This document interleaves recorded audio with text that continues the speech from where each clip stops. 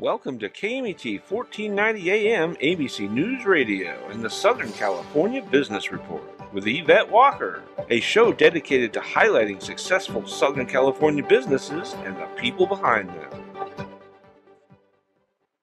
Welcome and thank you for joining ABC News and Talk Southern California Business Report on KMET 1490 AM, 98.1 FM, and KMET TV. I'm Yvette Walker, live blasting our signal from the center of Southern California, serving a population of over 25 million. Get us crystal clear and on demand by downloading the free live streaming app on Google Play or the Apple App Store. As always, a huge shout out to the team, Mitch, Bill, and Sean. I love you guys. And to our special advisory committee, which can be found on www.scbrtalk.advisorycommittee.com. Today, I'm just absolutely thrilled to introduce Dr. Jill Fabricant, founder and president of Cell Viable, as well as Vasix Corporation, originally named Neuros Corporation, founded in 2003. Vasix was founded in California to develop and commercialize small molecules into new drugs. These compounds were discovered at the City of Hope Cancer Center to treat a number of diseases, including diabetes, atherosclerosis, and natural aging. In 2001, Jill joined O'Melveny and Myers as a consulting director of emerging technologies, where she was responsible for assisting emerging companies in their needs for corporate growth. Prior to this, Jill was founding president and CEO of 3 companies whose technologies ranged from gene transfer and ovulation detection to surface chemistry modification. Dr. Fabricant worked in research and development, successfully developed prototypes and took them to market, secured major contracts with Fortune 500 companies, and obtained substantial funding through the National Institutes of Health, where she also served as a study section member. As a founding director of the Johnson Technology Commercialization Center in Houston, Jill was involved in licensing NASA technology to the private sector and in providing strategic planning to companies. Previously, Jill worked as an assistant professor at the University of Texas Medical Branch in Galveston, Texas. She completed a postdoc at Jarrell Fellowship at the Pasteur Institute in Paris and has over 35 scientific publications and patents. Currently, Jill sits on the Strategic Planning and Finance Committee of the Board of Trustees for Mills College in Oakland, California, and also serves on the Board of Directors for SGCC and San Gabriel's Children's Center in Brea, California. Jill received her bachelor's from Mills College, a master's degree from Occidental College, and a PhD in genetics from McGill University. Oh my goodness, Dr. Fabricant, I can't believe we're speaking to one person with all of your accomplishments. Thank you for being with us today. Thank you. It's a pleasure to be here. Thank you for inviting me. Absolutely. Well, as you know, every one of my guests gets the same initial question, and it's, please talk about what inspired you to pursue a STEM-based career field. And obviously, I don't think it was called STEM when you started, but now we know STEM is science, technology, engineering, and math. And, your work kind of falls under all of the above. So please talk about what inspired you to go down that road. Well, I think you're absolutely right. This word STEM didn't exist many decades ago, and sometimes I feel like I'm part of the ancient history. But it was when I started out, it was unusual for women to be in science. But when I was in high school, I had an aptitude for math, and that was easy for me. I took a lot of math and got A's in it, and I loved science and biology and chemistry. But I think what really pushed me in that direction was when I was able to do a summer internship at Caltech.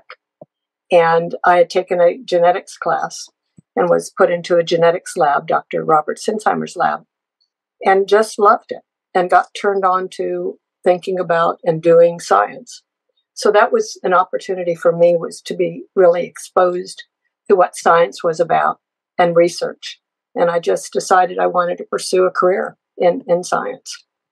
So that's what started me out. From there, I went to McGill University and did a PhD in genetics and looked at the maternal age effect and a number of other things, which we'll talk about as we go along during the interview. I love it. And so, as you mentioned, you did start in, your work in maternal age effect. So, please share with us, Dr. Fabricant, what were your findings with this initial study you started? Well, this was many years ago, and we knew at that time that a lot of the trisomies, like Down syndrome, trisomy 21, trisomy 18, chromosomal effects were associated with maternal aging. So as women age, they have eggs that are exposed to a lot of exogenous sources. Radiation daily from the sun can add to it, and it's cumulative. So the big question was, what is causing that? Why are older women having more children with chromosomal anomalies? We now have gone down and not looked solely at chromosomes, but we're looking at genes. But we were looking at, does immunological factors play a role? What was it that was really happening?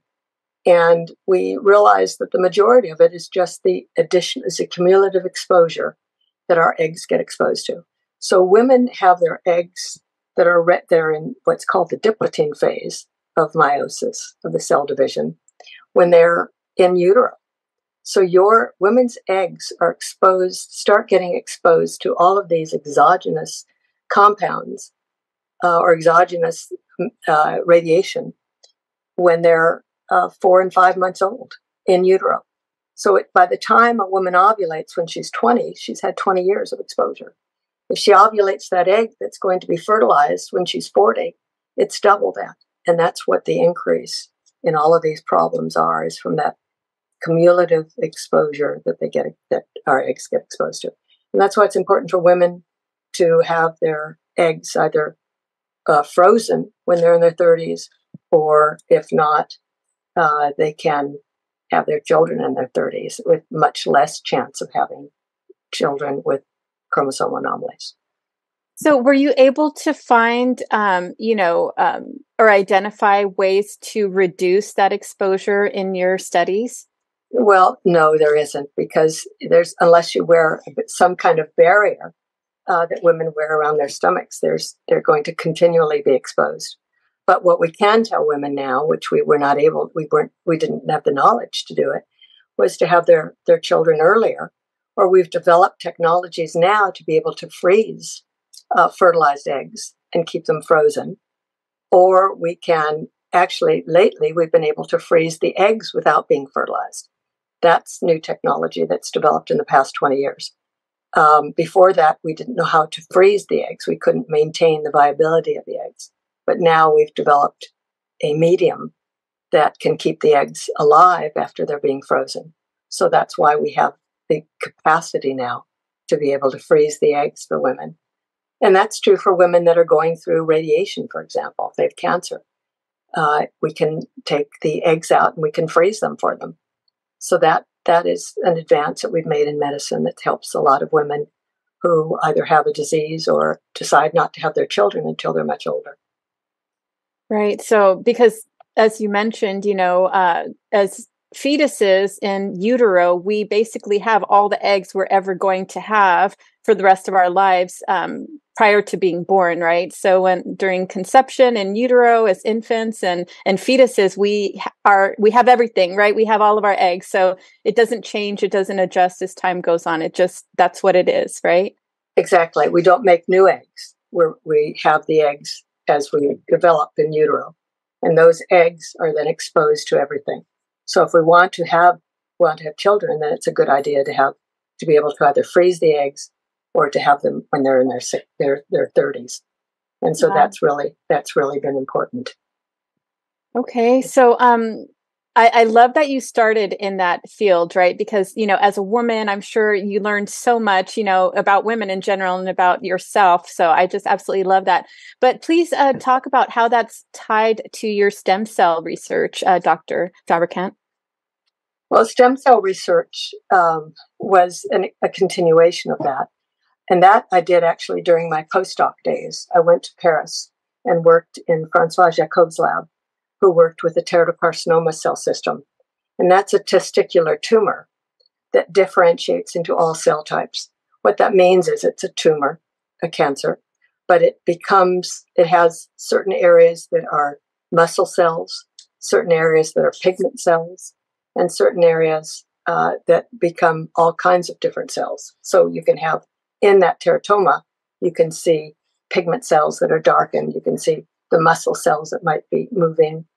And the questions we asked were what is the process of differentiation, and how does a cell decide it's going to become a muscle cell or a nerve cell or a pigment cell?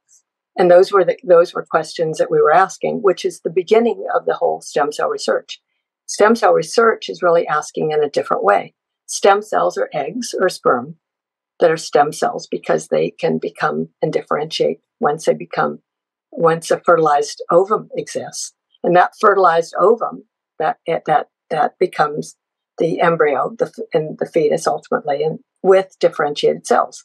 We all have differentiated cells. So it's a question of what allows cells to become differentiated, what causes them, and how do they know which pathway to become.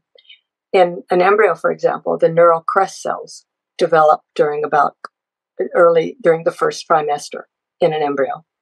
And how do those cells know that they will become neural crest cells? And those neural crest cells eventually become nervous system cells, nerve cells. And so those were questions that we were asking. And that's the whole beginning of stem cell research. Wow, that is remarkable. And so were you able to identify specific or vague findings at that time of what actually activated those cells to become ultimately what they were to become? We looked at certain things like the ATP levels. We looked at certain things like DNA repair. We looked at different components of a cell. But, it's a little too complicated to talk about it in detail here. But we looked at the different components of how different cells differentiate into different kinds of, how the embryonic cells differentiate, primitive cells differentiate into mature cells. So in short, you found the answer. Well, we found a little bit to the answer. Okay. We found some answers, but we're still working. We do not have all of the answers. We have done certain things like developing media to allow the cells to grow, which we can push cells to differentiate them into certain areas. We found out how to make a primitive cell into a nerve cell, for example, which is a step of understanding how to do it. Or we can make a primitive cell into a pigment cell, and that can be handled by different mediums that we put them in.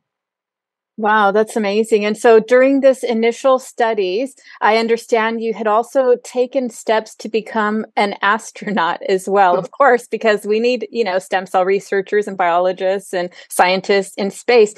Please talk about the process, Dr. Fabricant. Well, it was around that time that NASA wanted to restart the astronaut program. So they issued an announcement to call for astronauts to see who was interested. And at that time, we had mission specialists. They were looking for mission specialists. They did not have an astronaut corps for years. And this was the first year that they were going to get an astronaut corps. And they were looking for 35 people. And they wanted both mission specialists as well as the astronauts that would be the pilots. And they were looking for people trained in specific disciplines or areas. And with the mission specialists, one area was cell biology and cell research, being able to culture cells.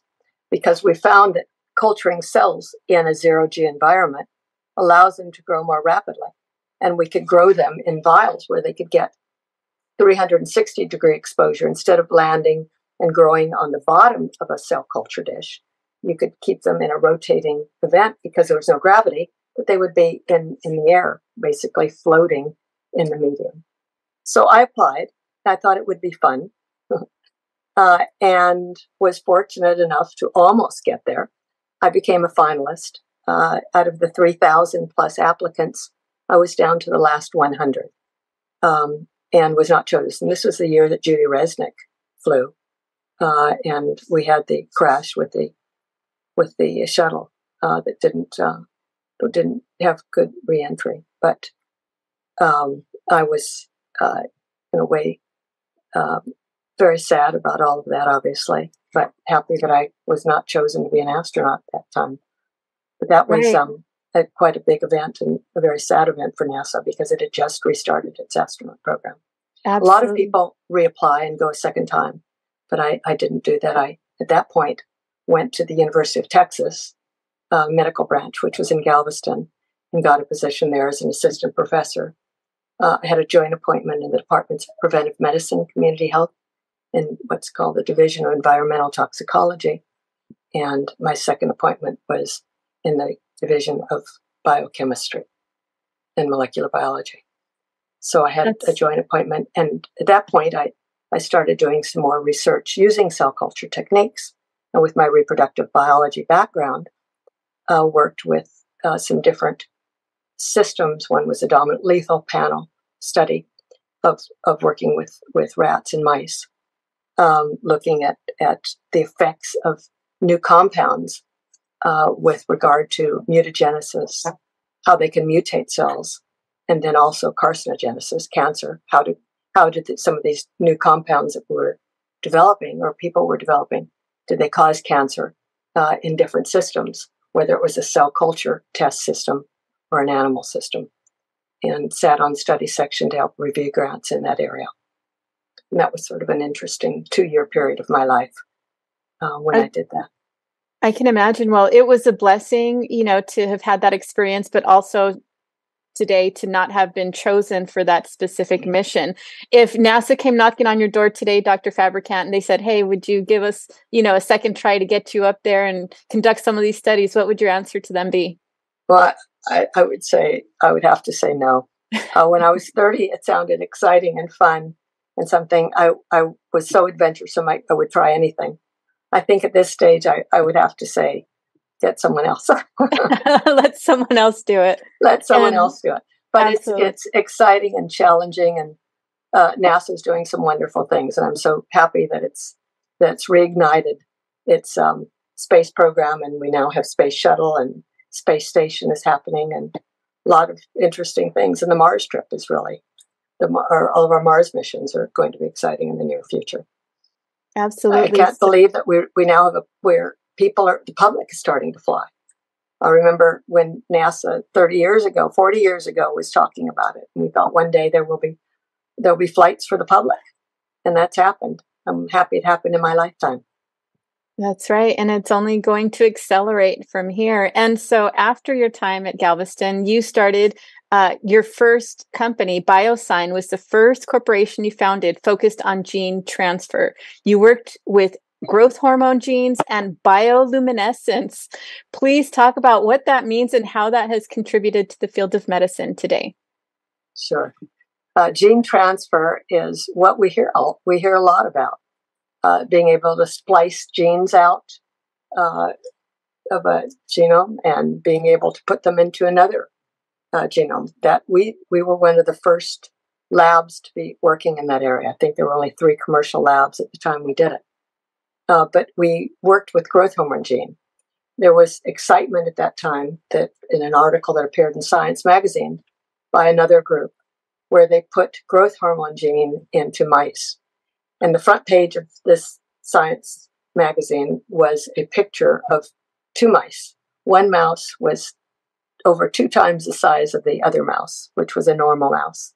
Wow. And what they had done was where they were able to take the growth hormone gene and produce growth hormone from that gene after it was incorporated, when it was expressed in the genome of the mouse. So that really heralded a whole new epoch in biology and biotechnology, is being able to take genes, move them around, splice them, reincorporate. We used a viral vector. We attached them to a virus and put them into another genome, another organism. So that was very exciting. That technology is going on now. We're developing medicines in that area now, which is really exciting, and we can treat people that have diseases that lack certain lack genes which produce certain proteins. So that's exciting. The other way we utilized that, which was interesting and fun, is we decided to take the lux gene out of a firefly. Fireflies have this gene that produces luciferase, an enzyme that lights it up. And so we cut the lux gene out and we put it into E. coli, into the bacteria. And so we then lyophilized it. We freeze-dried the bacteria. We had people coming into the lab and we showed them this experiment. We were a bunch of young scientists, sort of mad scientists at the time. So we did funny stuff. So we would take them in the closet and close the door, and then we'd add a little water, a couple drops of water, to this lyophilized powder, shake it up, and it would luminesce. So we had light, and we would talk about what we did. So that was a pretty exciting thing for us. And my mistake then, and we didn't know better, is we should have patented that technology, because that was pretty exciting stuff, and it's been utilized since then. And people can buy the luciferase gene and do those experiments and utilize that technology. But we didn't know about it, but it was exciting, and we just did it to see if we could do it. We actually got a small business innovative research grant from NIH to do it. Excuse me. And that was exciting for us.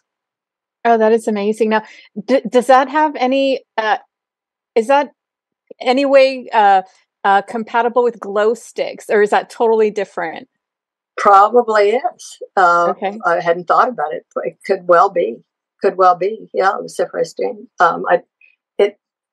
I've got to think about it, but it could be. I mean, that you really have to do something. You have to break it, right, to get the light, to activate it. Could be a luciferase in it, but it's obviously something like that. Yeah, it could. I love it. And so the gene transfer, something that comes to mind is pharmacogenomics, when you talk about that in medicine and making medicines more compatible with specific genetic makeups. Is that something that your technology and your studies have contributed to as well, it sounds like? Well, the whole gene transfer area is certainly compatible with what's going on in medicine, because there are so many genetic diseases that can be cured by a missing gene, for example, or a gene that's not working, and we can put that in. We can transfer those genes, and that can produce proteins that are missing, or too much protein that is produced. So that is definitely what's happening in human medicine today. That is so exciting. So, you mentioned you have done so much, and in our conversations, you said, I'd spend a year here, 2 years there, just kept moving and learning and growing at such an incredible rate. It's very exciting. So you also worked as a professor at the University of Texas at Galveston. What did you teach there? Well, that was my genetic toxicology days. Okay. When I was in environmental toxicology. So that was when I was working with a lot of the compounds, ethylene dichloride, bromide. I was with a group, Marvin Legator's group, that was very well known in environmental toxicology at the time. And I think the world was just beginning to think about how many, the dump sites where there are chemicals, and they're building homes and near the dump sites, and nuclear explosions, and all of that is how all of these things are affecting our genomes and are affecting people's health. And so I think what was new at that time was really starting to look at what those chemicals were and what the environmental toxins were, and then looking at them from a three-pronged approach. The approach that we looked at was mutagenesis, causing mutations. 2 was the area of carcinogenesis, causing cancer. And 3 was the area called teratogenesis, is malformations for embryonic development. So those are the 3 areas that we were looking at, and it was a matter of how do you study those? And we worked with the development of a couple of our lab. Actually, I developed one, and our lab developed another, but we looked at things like sperm morphology changes. We looked at the stomach lethal panel. We looked at an Ames assay, which looked at bacteria in vitro and looked at growth of bacteria. There are lots of different ways in different systems, either in vitro or in vivo, looking in cell culture or in an animal, where you can look at modifications and changes and then make extrapolations to people. But that was, that's a very big area, and it was sort of the beginning of the whole area of genetic toxicology and environmental toxicology. As I talk today, it's been very interesting because I realize I've got a long history of all of this, and it's progressed so rapidly. Absolutely. Well, we're coming up on a break, Dr. Fabricant. Give me one moment and we'll come back. So Yvette Walker here with ABC News and Talk Southern California Business Report with Dr. Jill Fabricant, a pioneering scientist that developed and spearheaded companies and technologies, including gene transfer and bioluminescence discoveries, and is also a founder of the NASA Technology Commercialization Center at the Johnson Space Center. When we return.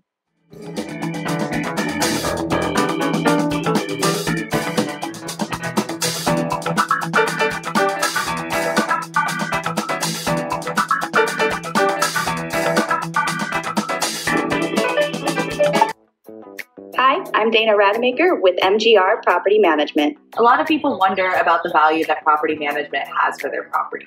Property management can include all property types, including residential, commercial, and HOA.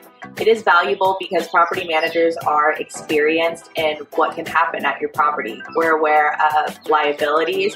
We're able to do predictive and preventative maintenance. We know what is coming up with the changes in the weather, the seasons, how old certain aspects or different capital projects at your property are. We're able to best negotiate contract pricing, legalities with your tenants, and anything else that you may need to ensure that you're getting the full value of the property. If you're interested in speaking with the representative at MGR Property Management regarding your property management needs, you can visit our website at mgrrealestate.com, or you can call our number at area code 909-581-6600 to be connected with a representative. Hi, Ray Lance from the Diamond Center in the Claremont Village here. One of the coolest parts of a third-generation family business is getting to know the families we serve through generations. Once you experience our friendly service, our fair and transparent pricing, and our beautiful jewelry that we make to last a lifetime, you'll stick with us too. Come visit us in the Claremont Village or at Lantz, L-A-N-T-Z, diamondcenter.com and see what makes us different.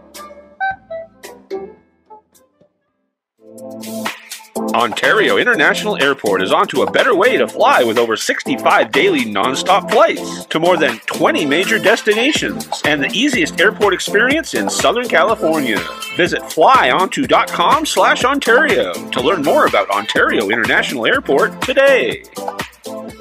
The University of La Verne is rated first in California for alumni satisfaction. Learn more about accelerated programs offered online and on campus in La Verne, Irvine, Ontario, Burbank, or College of the Canyons. Visit go.laverne.edu. The University of La Verne.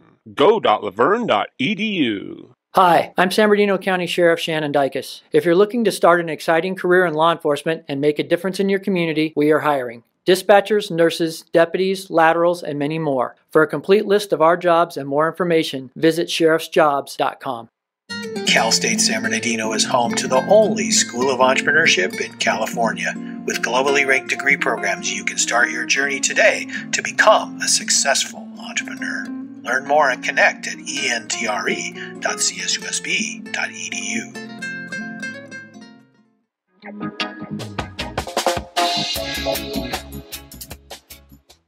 Welcome back, everyone. Yvette Walker here with ABC News and Talk Southern California Business Report with the Dr. Jill Fabricant, a pioneering scientist that developed and spearheaded companies and technologies, including gene transfer and bioluminescence discoveries, and is also founder of the NASA Technology Commercialization Center at the Johnson Space Center. Thank you again for being with us here today, Dr. Fabricant.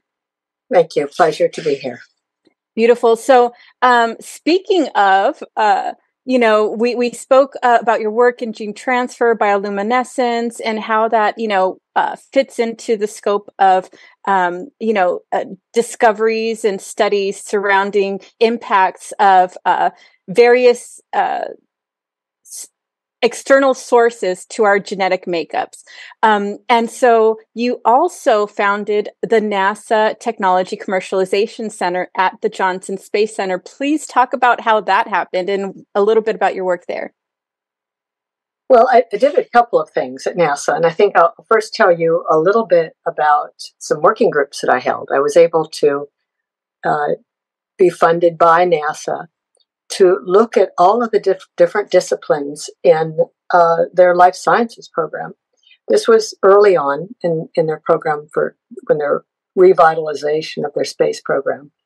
And they wanted to get a good handle of what was going on and where they should be devoting money with regard to what were the effects of a zero-G environment on the human body.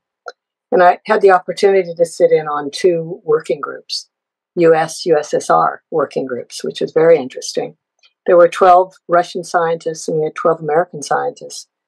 But we believe that there were a couple KGB group members of the Russian group, which was quite interesting because they did not participate in any discussions. They were simply there, or a little bit more burly looking than the Russian scientists.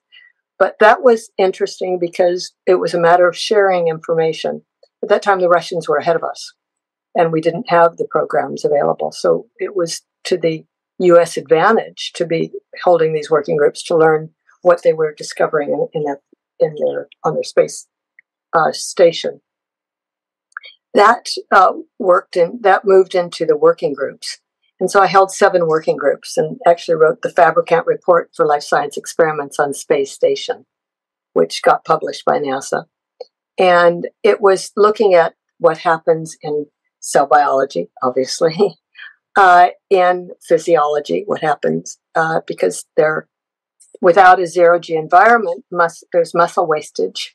So that was another area of concern.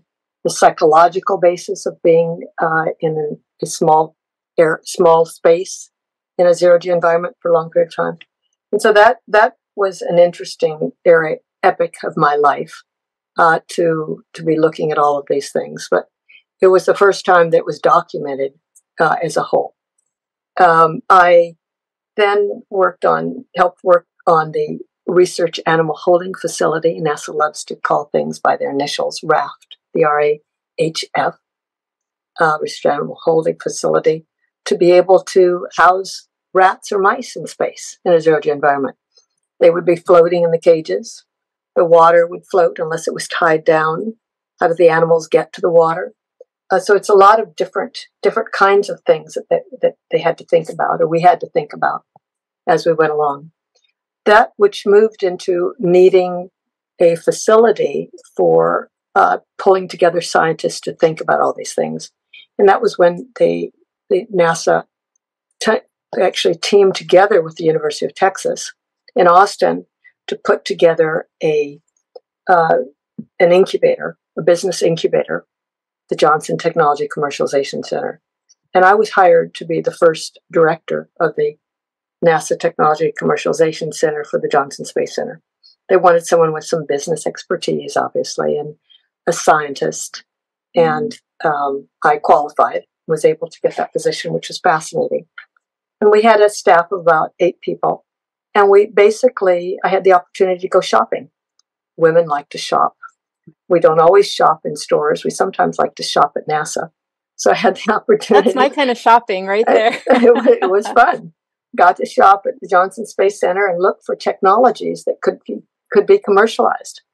And we found, we helped with the scientists there, the ones that were doing the work of software development, but we developed technology and looked at the space medicine, being able to develop the ability to have photography and set with the cytology. So being able to send microscopic slides, information on slides, through to Johnson Space Center, where there were scientists that were evaluating it. So there's a lot of telemedicine was developed at that time when I was there. So that was interesting. But our incubator developed a lot of different technologies. We worked in the area of virtual reality, which was being developed at Johnson Space Center at the time. But I had a number of companies that I helped write their business plans. I had marketing staff that helped with their marketing and really helping them raise money for them. So it was a fun, interesting epic. I then found a technology that I loved that I decided to spin out with, and that was one of the companies, and that was a modification of surface chemistry.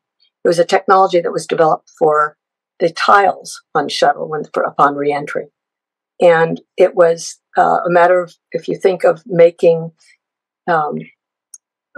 sort of pyramids on its flat surface. So if you think of flat surface, there's only so much surface area. But if you put in some constructs that were vertical, then you could double, triple, quadruple the surface area by creating these skyscrapers. And so that's what we did on a DNA platform. So we were making DNA, but instead of making DNA the commercial way, we decided to use the idea of the skyscrapers, the surface modification technology, to be able to make more DNA and to speed the process up. And that was what the company worked on. Wow, that's amazing. So you also spent time as a trustee at Mel's College. How did that lead to your work with City of Hope? Well, I had the opportunity to be a trustee. When I was living in Houston, Texas, Mel's trustees found me, and I guess I had done enough that I got their disability, and they invited me to join the board of trustees. And I was delighted. I loved Mills, and Mills was where I got my undergraduate degree. So it was an opportunity to go back to Mills, and it's a beautiful campus and a wonderful time period for me in life. And while I was there, Pat Beckman, the daughter of Arnold Beckman, of Beckman Instruments, was one of the friends of the college. And since she lives here in Southern California, lived here, I was asked to meet with her and get to know her, and which I did. And she was going to the City of Hope for a technology review, a lot of their new technologies, and was kind enough to invite me along. And that's where I heard about a technology that was developed by Dr. Iraj Lalazari. Dr. Lalazari was head of chemistry at the University of Iran in Tehran. Had to leave when the Shah left in around 76, I believe. Went to Albert Einstein in New York and spent his career there. He was a brilliant scientist and developed a lot of new compounds, which he sent to the City of Hope. I'm answering your question. It's a long way there. Went to the City of Hope, where they were tested by his fourth cousin, Sam Rabar. And Sam Rabar had a lab that was looking and testing compounds for diabetics, for diabetic complications. So these new compounds that were developed by Raj were sent to Sam and tested in a diabetic rat model and found to be quite effective. So there was very early data, but I heard about it. And so I talked to them and went to the City of Hope and talked to them and told them about my background starting companies and would they be interested? Could I possibly license it? And I was the first company that they actually took an equity position in. They owned 25% of the company instead of my paying them in front. But they took an equity position in my company, and we developed some of the compounds. But we also found out that some of the compounds had more of a cosmetic use.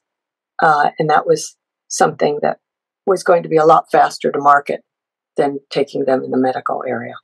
But that was, these are very interesting anti-glycation compounds and anti-inflammatory compounds, and could stop a lot of the diabetic complications in rats. We did not take it to market, however, but the data is there, and we're hoping that it will be picked up in the future and could become, there's a few other labs in the country now, in the world now, that are working in this area of anti-glycation compounds. They're small molecules, which are very exciting and have a lot of potential. That is so exciting, Dr. Fabricant. And today, after a beautiful sterling career and still engaged in the career, you also are an artist. Please talk about your work and what you enjoy conveying through art. I started doing art about 6 years ago. And my mother was an artist. And I never really did very much art, but I have just grown to appreciate the beauty of the world and have taken the time to look at colors and smells and beauty, mostly visual art, I guess. But I love to create different kinds of things. It's all very modern, contemporary art. I've had shows here in Laguna Beach. And I've sold now quite a few paintings around the world. I have someone who just took someone back to Singapore. But I've had people contact me at jfabricant.com, and you can see Jill's art. But I create art because I love to do it, and I love to share the beauty of the world, beauty as I see it. And I hope that other people enjoy the beauty, and it brings a smile to their face. A lot of what I do is sort of an interpretation, sometimes of nature, or sometimes it's just fun colors and just interesting colors that I find, or shapes and forms. But it's very abstract and contemporary. I've done some, mostly I do work in abstracts, and I do large pieces. But I've done some pastels, realism, but most of it is abstract acrylic. That's beautiful. And I've seen your artwork. It's absolutely just, it takes you into a new world. It takes you into Dr. Jill Fabricant's world, which I absolutely adore. So, Thank you. another program, another effort that you're working on currently is, a support effort for Ukraine. Please talk a little bit about that work and how Rotary International has been a benefit to providing a platform to do that work. Well, I actually have grandparents that were from Ukraine. And when the war broke out, I found it very upsetting, and I wanted to do something. And I'd go to bed at night thinking, what could I do?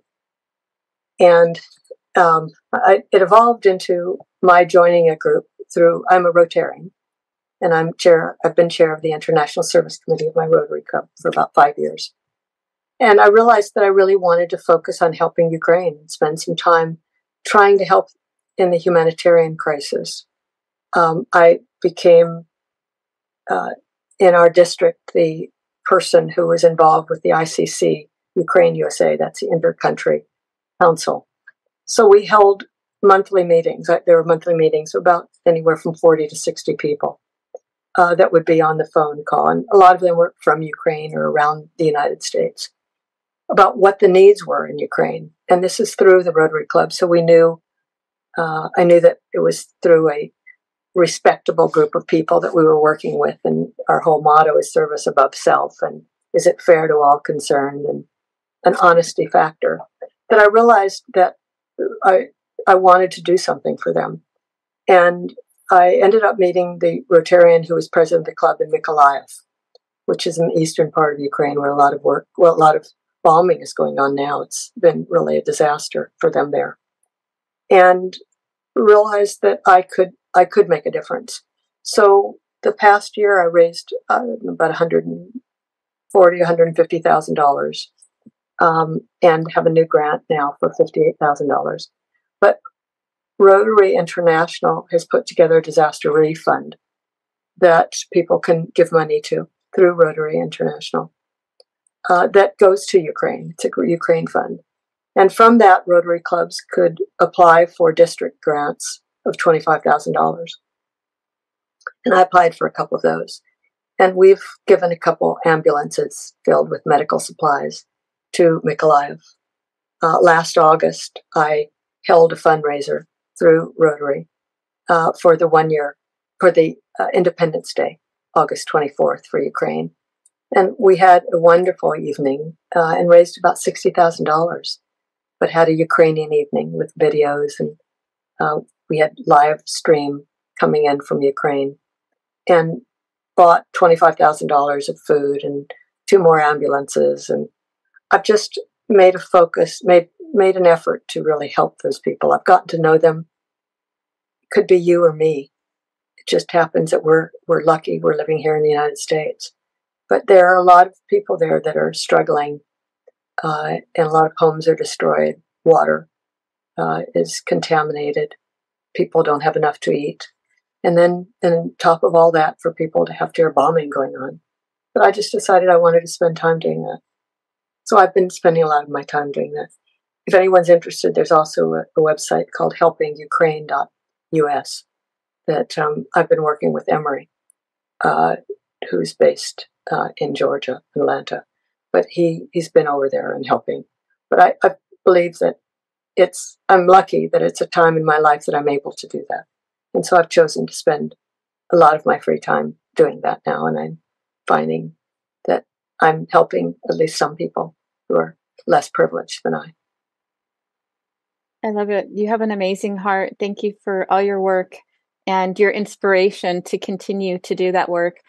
Dr. Jill Fabricant, what would you say to those that are looking to go into business in a STEM-based field today? I would say, first of all, get a good technology base. Learn an area that you want to be in. I mean, biotech. If you want to go into STEM, I mean, I would pick biotech because I did, but get a technology base, whether it's engineering, whether it's software, whatever you want. Get a good technology base before you go out to start a business. I think a lot of people that want to start businesses without that technology base are in a hindrance. So become knowledgeable about something.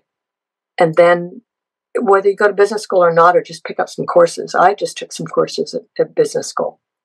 I took marketing courses, how to write a business plan. I took a few things. But I think you need a base to be able to do it. And then go follow your passion. Do whatever that work is not work if you love doing it. So my recommendation to anyone is to do that which you love and find it. Doesn't matter what it is, but find something that you love to do, and then you'll do it and enjoy it in your life. Life goes so fast. It really does. And so with that said, Dr. Fabricant, what would you say specifically to women entering a STEM-based career or exploring one? I'd say that you can do anything, and it doesn't matter who you are. It doesn't that you can do anything you want to do, and if you're a woman, the sky is the limit. We now can do anything we want to do. So go for it. Go for it. Get the best education you can do. Get the best training you can do, and go for it. Women, we can do everything we want to do. There's no limits. I love it. And, you have just a book of patents. Before we end, please just talk about a couple of them that stand out to you most. Well, I guess I did a patent early on differentiating sperm Y and X sperm. Now it's possible to determine the sex of your baby. But at that time it wasn't. And so we did some cell sorting kinds of things to be able to tell Y sperm from X sperm. And so that was sort of an interesting patent that we did. We have patents on some new compounds, Raj and I do, that were compounds that we tested. We made and we tested for the anti-glycation and anti-inflammatory effects as possible uses for both diabetic complications as well as for cosmetic use. Those are ones that come to mind. I suppose they're the most interesting. I love it. And so how can people connect with Cell Viable to learn more about your current work? Contact me. You can contact me, jf@jfabricant.com. Just my initials, jf@jfabricant.com. I'd be happy to help anyone if they're interested, talk to people, and encourage younger women or people if they're interested in going into STEM-based areas, or just talk to people about what I've done. Be happy to talk to anyone. You're welcome to email me. I love it. And so you did touch on the Rotary Group. Please talk a little bit more, just briefly. Again, we're running short on time, but just talk briefly about what you enjoy about working through Rotary, and maybe encouraging others to explore a pathway of service above self. Rotary is a terrific organization. There are over 1.2 million Rotarians worldwide. Clubs are located in so many countries. I don't even know how many. But it's an organization of people that are interested in helping people. Our motto is service above self. And I've met some wonderful friends, and everyone there is passionate about helping in the world. I think it's, as a group of people, some of the most interesting, giving people I've ever met as a group of people. Rotary International is a wonderful organization. Sort of the head, it's a foundation that is the international, is sort of in charge of grants and the global activities. Individual clubs exist in most cities. There are many clubs in some larger cities.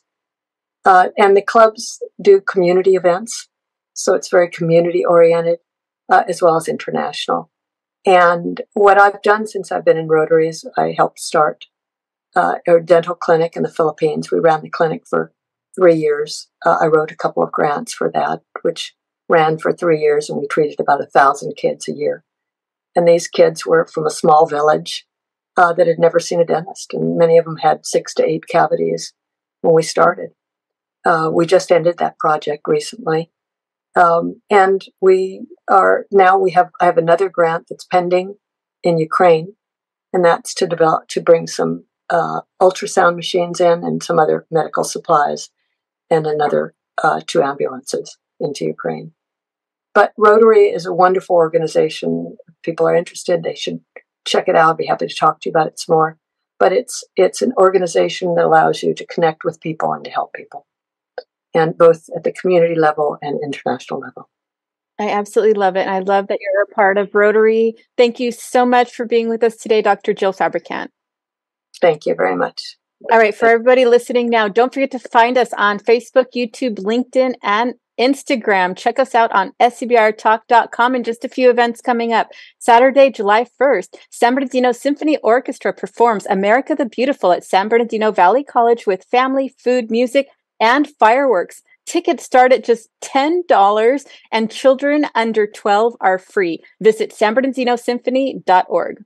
The 3rd annual Route 66 Classic Car Show is happening Saturday, June 17th at the R&B Auto Center at 16020 Foothill Boulevard from 8 a.m. to 2 p.m. with a car show, in and out, food, music, and more. Visit them and get more information from the Fontana Chamber of Commerce. Also, movies at the park at the Ontario Town Square at 224 Euclid Avenue. Saturday, June 16th, they will enjoy Sonic the Hedgehog at 7 p.m. Visit ontariocalifornia.gov/special events for more information. Don't miss my interview with Dr. Anne Vericel, who joined the San Bernardino Orchestra in 2013, bringing over 25 years of strategic business expertise in both the public and private sectors. With a strong desire to advance the economic success of the Inland Empire, she enthusiastically took on the daunting task of improving the orchestra's visibility through positive public perception initiatives regarding the role of the arts and arts education in the Inland Empire. The results of those considerable efforts include statistically significant increases in local audience diversity and engagement at all levels, growing a volunteer base, statewide notoriety, including Best in Industry awards, and doubled her annual budget.